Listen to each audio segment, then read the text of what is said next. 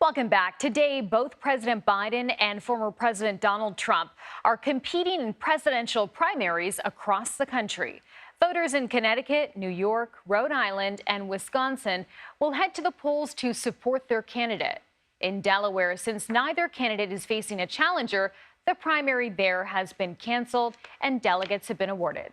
But all eyes this hour focused on the swing state of Wisconsin. Trump narrowly won the state in 2016, but President Biden took it back in a close 2020 contest.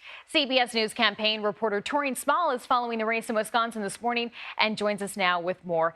Hey, Taurean, great to see you. You know, yesterday we spoke a little bit about how voters in the state really are not enthusiastic about seeing this Trump-Biden rematch. So how big is the protest vote effort against President Biden?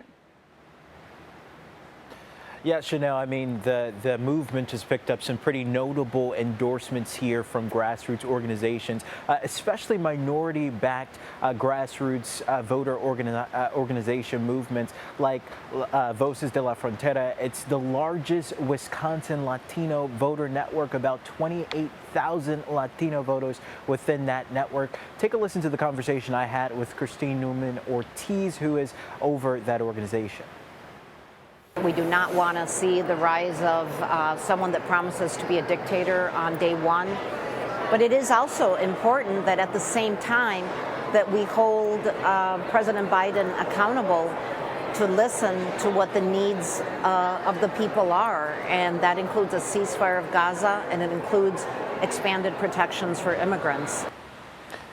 So seeing success in other states like Michigan, the movement here, which is calling itself Listen to Wisconsin, is hoping that they can get about 20,000 Democrats to vote uninstructed instead of for Joe Biden in today's primary. That number, for the simple reason that that's the margin that current President Joe Biden won over former President Donald Trump in 2020. So he's trying to send a warning shot to the president that he needs to change his stance on the Israel-Hamas war. Okay, Taurean, let's talk about the Republican race. We know former President Donald Trump is holding a rally in Wisconsin today. Tee this up for us.